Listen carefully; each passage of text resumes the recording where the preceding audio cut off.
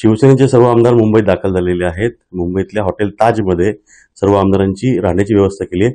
सायंकाळी 5 वाजता मुख्यमंत्री एकनाथ शिंदे येतील तेव्हा या हॉटेलमध्ये बैठक पार पडेल। मी आता नंदुरबारचे जे अक्कलकुव्याचे आमदार आहेत आमच्या पाडवी साहेब, जे विधान परिषदेमध्ये खरं तर आधी निवडून गेले होते आणि तिथून त्यांनी नंतर उभाटा पक्षातून शिवसेना पक्षात प्रवेश केला आणि आता ते थेट मतदारसंघात निवडून आलेले आहेत। साहेब, सर्वात आधी तुमचं अभिनंदन। ज्या पद्धतीनं आपण विधान परिषदेमध्ये आपला नंदुरबार भाग असेल, विशेष करून आदिवासी समाजाकरता जे प्रश्न तुम्ही उचलले होते, यामुळे जनतेने हा कौल दिलेला आहे। त्यात मुख्यमंत्री एकनाथ शिंदे यांचं काम आणि माहितीचं काम। महाराष्ट्राच्या लाडकं मुख्यमंत्री एकनाथराव शिंदे साहेब त्यांनी माझ्यावर मोठा विश्वास टाकला, कारण मी विधान परिषदमध्ये असताना मला विधानसभाचा तिकीट दिला आणि म्हणून मी साहेबांच्यात पहिले त्याने माझ्यावर मोठा विश्वास ठेवला, म्हणून त्यांचा आभारी आहे। दुसरं, ज्या मतदारसंघामध्ये जे केसी पाडवी आहे 35 वर्षापासून काम करत होते ते निष्क्रिय ठरले आणि म्हणून मला विजय भेटली। कारण तोच प्रश्न तुम्हाला जॉईंट किलर तुम्हाला म्हटलं जातंय। मोठमोठे उमेदवार समोर उभे होते आणि त्यांचा तुम्ही आता त्यांना नेस्तनाबूत करून निवडून आलात। माझ्या विरुद्धमध्ये माजी खासदार हिना गावित होती, माजी मंत्री पद्माकर वडवी होते, पण जो जनतामध्ये आम्ही काम करतो आहे, आमच्या जास्ती करून आदिवासी समाज आहे, इंटेरियल भाग आहे। आझादीच्या 76 वर्षापासून आजपर्यंत विकास कामे झाले नाही आणि या महाराष्ट्र राज्याचे लाडकं मुख्यमंत्री शिंदे साहेबांनी जे काम केलं आहे आणि आम्ही कामावरून मतदान मागितलं की बाबा आम्हाला आमचे मुख्यमंत्री जे काम करत आहे त्या पद्धतीने आम्ही काम करू आणि जे राहिलेले कामे आहे आमच्या भागातले आम्हाला सांगताना खेद आहे की जे केसी पाडवीला 35 वर्षे निवडून दिले, 2.5 वर्षे आदिवासी विकास मंत्री सुद्धा होता, त्यांनीही काय केलं नाही। जे हिना गावित खासदार 10 वर्षे होते त्यांनीही काय केलं नाही, पद्माकर वडवी होते त्यांनीही काय केलं नाही आणि म्हणून आमच्या भागातले जे जनता आहे त्यांनी मोठा विश्वास ठेवला आणि मला निवडून दिला आहे।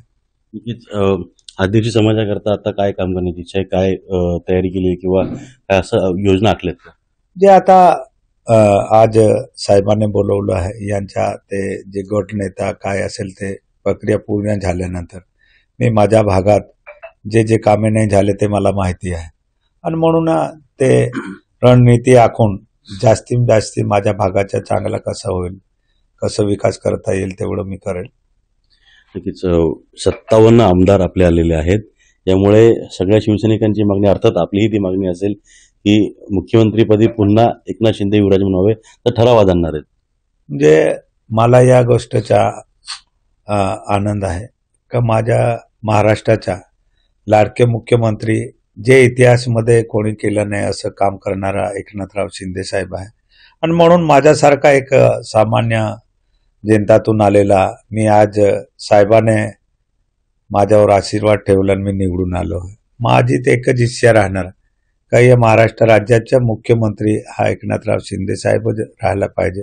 माझी स्वतःची इच्छा आहे। आमचे शिवसैनिक आहे त्यांना खुशी हेच आहे का आमचा मुख्यमंत्री शिंदे साहेब राहिलाच पाहिजे। असं मुख्यमंत्री शिंदे साहेब राहिले पाहिजे, मुख्यमंत्री शिवसेनेचे राहिले पाहिजेत, हे या सगळ्या हॉटेलमध्ये आमदारांना ठेवलेलं आहे। ही आमदार आमच्या पाडव्यांची रूम आहे आणि आपण जर पाहिलं असेल की जेव्हा गुवाहाटीला गेले होते तेव्हा शहाजीबाबू पाटील म्हटले होते की काय झाडी काय डोंगर, एक दृश्य होतं, तसंच विहंगम दृश्य जे आहे हे या सगळ्या आमदारांच्या इथून दाखवलं गेलेलं आहे। पण जर पाहिलं तर दाखवतो ना मी त्याकडे, हे समुद्र किनारा आहे मस्त इथे आणि बाजूला शाहरुख खानचा बंगला आहे। त्या बंगल्यातून म्हणजे इथून सगळं दृश्य जे आहे हे दृश्य या सगळ्या याच्यातलं आहे। साधारणपणे आपण जर पाहिलं तर या सगळ्या याच्यामध्ये आता सायंकाळी 5 वाजता जे आहे ते मुख्यमंत्री एकनाथ शिंदे इथे येतील आणि त्यांची मीटिंग जेव्हा होईल, मीटिंगमध्ये ठराव जो पास होईल आणि त्यानुसार ज्या गोष्टी ज्या आहेत पुढे ठरवल्या जातील, लवकरच राज्यपालांची भेट घेऊन सत्ता स्थापनेचा दावा केला जाईल। अजित मांढरे, न्यूज 18 लोकमत, मुंबई।